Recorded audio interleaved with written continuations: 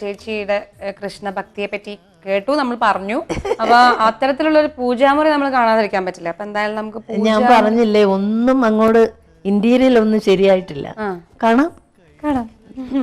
രോഹിണി നാളിൽ മനസ്സിന്റെ കോവിൽ, രോഹിണി നാളിൽ മനസ്സിന്റെ കോവിൽ തുറന്നു വരുന്നമ്മ, എന്നിൽ തുളസിയണിഞ്ഞമ്മ, കൈ നിറയേ ഇതാണ് പൂജാമുറി അല്ലേ?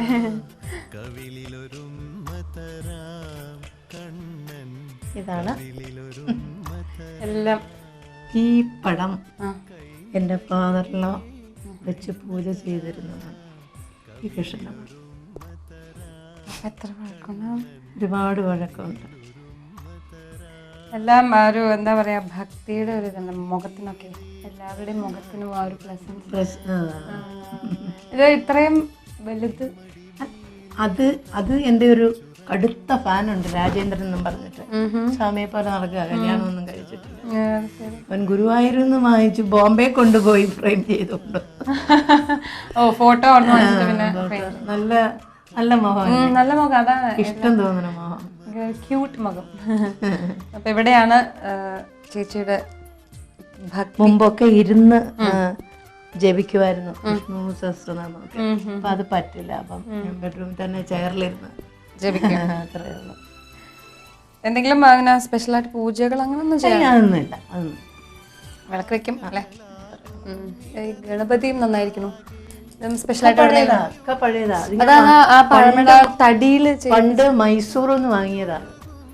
പഴയതാ, ഒരുപാട് പഴയതാ. തടിയിൽ ചെയ്യിപ്പിച്ചതാണോ എന്നിട്ട് വാങ്ങിയിട്ട്? അങ്ങനെ വാങ്ങിയതാ. അത് ഇതും തടിയാണ്. അതെ അതെ, എല്ലാം തടിയാ. പിന്നെ അയ്യപ്പൻ എല്ലാരും ഉണ്ട്. ഗുരുവായൂർ പോവാറുണ്ടോ? ആ, ഉണ്ട്. എപ്പോഴും ഇല്ല, പലപ്പോഴും.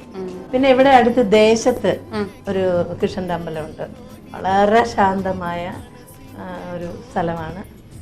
കാണാനൊക്കെ വളരെ പ്രകൃതി രമണീയമായ. ഇത് ഈ റെക്കോർഡർ ആരോ തന്നത്. ഞാൻ സത്യം പറഞ്ഞ TV പോലും കാണാറില്ല എന്നുള്ളതാണ്. വളരെ കുറച്ചേ ഉള്ളു. എന്തെങ്കിലുമൊക്കെ തോണ്ടി പിടിച്ച് പണി ഉണ്ടാക്കി ഇങ്ങനെ നടക്കും വീട്ടില്. ഓക്കെ, അപ്പൊ സന്തോഷായി. നല്ലൊരു പൂജാമുറിയൊക്കെ കണ്ടു. അപ്പൊ ശരി, നമുക്ക് അടുത്ത സത്യം.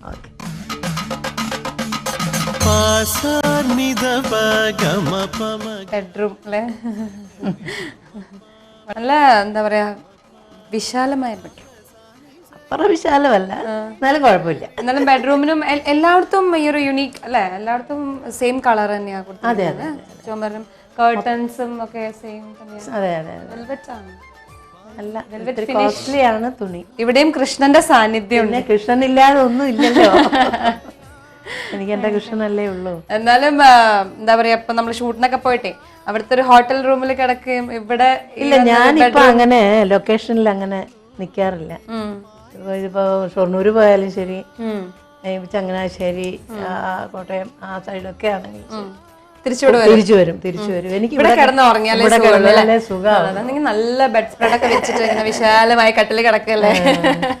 പക്ഷെ എനിക്ക് ഇത്തിരി സ്ഥലം മതി. അതെ അതെ അതെ. ഇതാണ് നമ്മുടെ എന്റെ സങ്കേതം. അതെ അതെ. ഇവിടെ ഇരുന്നുകൊണ്ടാണ് പല തീരുമാനങ്ങൾ എടുക്കുന്നത്, പലതും ഒക്കെ വായിക്കുന്നത്. രാത്രി ഇച്ചിരി ഉറക്കം കുറവാണേ. ഓ, ലേറ്റ് ആയിട്ടാ? അല്ല, നേരത്തെ കിടക്കും. 2 മണിയൊക്കെ ആവുമ്പോ ഉണരും. ശരി. പിന്നെ ഉറക്കം ഭയങ്കര പ്രശ്നമാണ്. അപ്പൊ എന്തെങ്കിലുമൊക്കെ വായിക്കും. എന്നാലും TV കാണില്ല. അപ്പൊ TV വെച്ചിട്ടുണ്ടല്ലോ, നല്ല ഷോക്കേസ് പീസ് ആക്കി വെച്ചിരിക്കുകയാണ് അല്ലേ?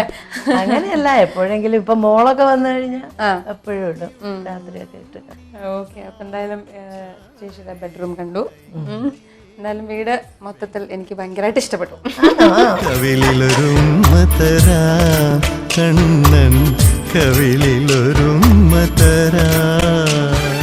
എന്നാണ് അടുത്ത ലൊക്കേഷനിലേക്ക്?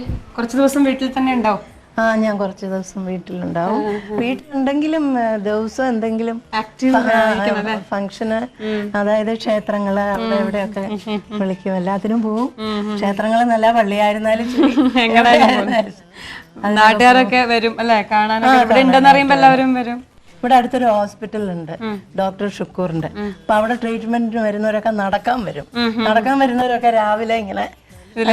അപ്പൊ ശരിയാ, നല്ലൊരു ഇതാണ് നടക്കാനൊക്കെ പറ്റിയല്ലേ. പിന്നെ കുറേ വർഷങ്ങൾ ഇങ്ങനെ ചെന്നൈയിൽ ഇങ്ങനെ തിരക്കൊക്കെ കഴിഞ്ഞ് അത് ബിസി ആയിരുന്നു. അപ്പൊ എവിടെയെങ്കിലും ഒന്ന് സ്വസ്ഥമായിട്ടിരിക്കണം എന്ന് വിചാരിച്ചാണ് ഈ ലൊക്കേഷൻ. എന്തായാലും വീടൊക്കെ ഞങ്ങൾ കണ്ടു, നല്ല വീട്, നന്നായിട്ട് ഇഷ്ടമായി. സിമ്പിൾ അല്ല. ചേച്ചിയുടെ വീട്ടിൽ ഞങ്ങൾ കുറെ നേരം അപഹരിച്ചു. എനിക്ക് ഭയങ്കര സന്തോഷമാണ് ആരെങ്കിലും ഒക്കെ ഇങ്ങനെ വരണം എപ്പോഴും. ഓക്കെ, അപ്പൊ എന്തായാലും ചേച്ചിക്ക് ഞങ്ങളുടെ എല്ലാവിധ ആശംസകളും. ഒരുപാട് നാള് ഞങ്ങളുടെയൊക്കെ അമ്മയായിട്ട് ഇരിക്കാനായിട്ട് സാധിക്കട്ടെ എന്ന് ആശംസിക്കുന്നു. ദൈവം അനുഗ്രഹിക്കട്ടെ. ഓക്കെ ചേച്ചി, ശരി. കവിയൂർ പൊന്നമ്മ ചേച്ചിയുടെ വീട്ടിലാണ് നമ്മൾ ഇത്രയും സമയം ചെലവഴിച്ചത്. ശരിക്കും ഒരു അമ്മയോട് സംസാരിക്കുന്ന പോലെയാണ് എനിക്ക് ഫീൽ ചെയ്തത്. നിങ്ങൾക്കും അങ്ങനെ തന്നെ ആയിരിക്കും എന്ന് ഞാൻ വിശ്വസിക്കുന്നു. അന്ന പ്രോപ്പർട്ടീസ് ഹോം സ്വീറ്റ് ഹോമിലൂടെ വീണ്ടും അടുത്ത ആഴ്ച ഒരു പുതിയ സെലിബ്രിറ്റിയും അവരുടെ വീടുമായിട്ട് നമുക്ക് കാണാം. So till then, it's bye from Dhanya.